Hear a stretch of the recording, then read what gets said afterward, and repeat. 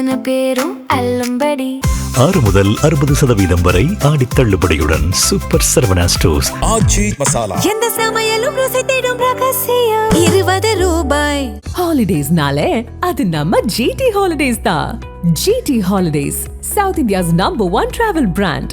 You know you are special when you're with GT holidays. 2026 தேர்தலில் வென்று தமிழக வெற்றிக் கழகம் ஆட்சி பொறுப்புக்கு வந்ததிலிருந்தே அரசின் முக்கிய பொறுப்புகளில் நியமனம் செய்யப்படும் நபர்கள் குறித்து சர்ச்சைகள் கிளம்புவது வழக்கமாகிவிட்டது. சம்பந்தமில்லாதவர்களை அரசு பதவிகளில் நியமிப்பதால் எதிர்க்கட்சிகள் மட்டுமின்றி பொதுமக்களும் இது குறித்து விமர்சனம் செய்கின்றனர். ஏற்கனவே முதல்வர் விஜயின் ஆஸ்தான ஜோதிடருக்கு வழங்கப்பட்ட அரசு பதவிக்கு எதிர்ப்பு கிளம்பியதால் அவர் பின்வாங்கினார். தமிழ்நாடு அரசின் டெல்லி பிரதிநிதியாக அரசியல் அனுபவம் உள்ளவர்களை நியமனம் செய்வார்கள். இதற்கு மாஜி விராலிமலை விஜயபாஸ்கர் உட்பட பலரது பெயர்களும் அடிபட்டது. ஆனால் தாவேக அரசு வழக்கம் போல யாரும் எதிர்பார்க்காத வகையில் ஜனநாயகன் திரைப்பட தயாரிப்பாளர் வெங்கட் நாராயணாவை நியமனம் செய்தது பெரும் சர்ச்சைகளை கிளப்பியுள்ளது. கர்நாடகாவில் வசிப்பவர், கர்நாடக திரைத்துறையில் தொழில் செய்பவர் எப்படி தமிழ்நாட்டு மக்களுக்கு விசுவாசமாக இருப்பார்? அவருக்கு விசுவாசமான வெளிமாநிலத்தவரை தமிழ்நாட்டின் டெல்லி பிரதிநிதியாக ஆக்கியிருப்பது வேதனை அளிக்கிறது. இந்த நியமனத்தை ரத்து செய்ய வேண்டும் என திமுக, அதிமுக உள்ளிட்ட எதிர்க்கட்சிகளும் எதிர்ப்பு தெரிவித்து வந்த நிலையில் நாம் தமிழர் கட்சி சீமான், தமிழ் தேசிய பேரியக்கம் மணியரசன் உள்ளிட்டவர்கள் கர்நாடகாவில் வசிப்பவர் எப்படி காவிரி பிரச்சனை, மேகதாது அணை விவகாரத்தில் தமிழ்நாட்டுக்கு ஆதரவாக பேச முடியும்? தமிழ்நாட்டுக்கு ஆதரவாக பேசினால் அங்கே கன்னடர்கள் குடியிருக்க விடுவார்களா? போராட்டங்கள் செய்வார்கள். அப்படியானால் தமிழர்களுக்கு எதிராக செயல்படத்தான் கர்நாடகாவில் வசிப்பவரை டெல்லி பிரதிநிதி ஆக்கியிருக்கிறார்களா? அவரை மாற்றி ஒரு தமிழரை தமிழ்நாடு டெல்லி பிரதிநிதியாக அறிவிக்க வேண்டும். காவிரி பிரச்சனை பற்றி, அரசியல் பற்றி நன்கு அறிந்தவரை நியமனம் செய்ய வேண்டும் என வெங்கட நாராயணா நியமனத்திற்கு எதிர்ப்பு தெரிவித்து ஆர்ப்பாட்டங்களும் நடத்தினர். ஆனால் தாவேக அமைச்சர் நிர்மல்குமார், தமிழ்நாடு டெல்லி பிரதிநிதி என்ற பதவி ஒன்றும் பெரிய பதவி இல்லை, அலங்கார பதவி அது. முந்தைய ஆட்சிகளில் சீட்டு கிடைக்காதவர்களுக்கு அந்த பதவிகள் கொடுக்கப்பட்டிருந்தது.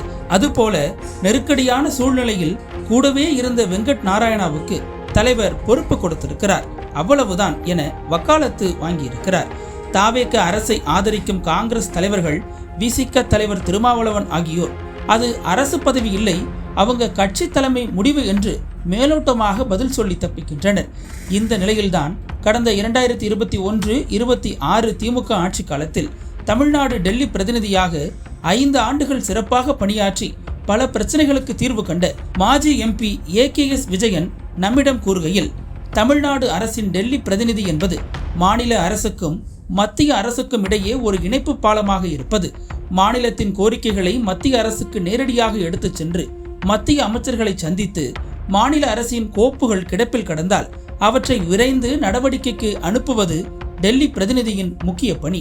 கடந்த 5 ஆண்டுகளில் மேகதாது அணை சம்பந்தமாக அப்போதைய முதல்வர் MK ஸ்டாலின் உத்தரவுப்படி நீர்வளத்துறை அமைச்சரை 3 முறை சந்தித்து அணை கட்டும் பணியை தடுத்திருக்கிறோம்.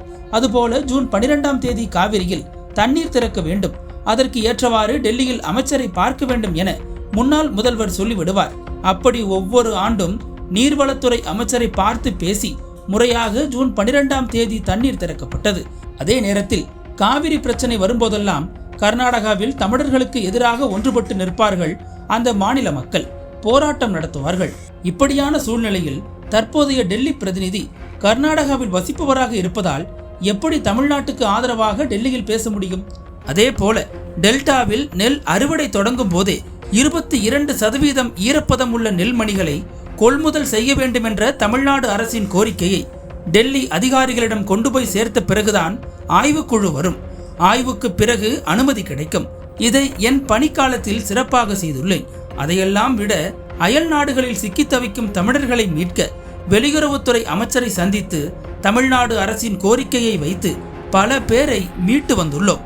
அதே போல உக்ரைன் பிரச்சனையில் நம் மருத்துவ மாணவர்களை பத்திரமாக மீட்டு வந்து பெற்றோரிடம் ஒப்படைத்தது தளபதி MK ஸ்டாலினின் திராவிட மாடல் அரசு. அதற்கு டெல்லியில் இருந்து இணைப்பு பாலமாக செயல்பட்டவன் டெல்லி பிரதிநிதியான நான்.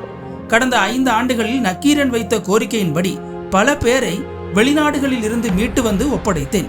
மேலும் மாநில அரசின் கோரிக்கைகளை டெல்லியில் உள்ள IAS அதிகாரிகளிடம் நேரடியாக விரைவாக கொண்டு போய் சேர்க்கும் சிறப்பான பொறுப்பு தமிழ்நாடு டெல்லி பிரதிநிதிக்கு உண்டு. அப்புறம் எப்படி இது அலங்கார பதவி, அதிகாரம் இல்லை என அமைச்சர் கூறுகிறார் என்று எனக்கு தெரியவில்லை.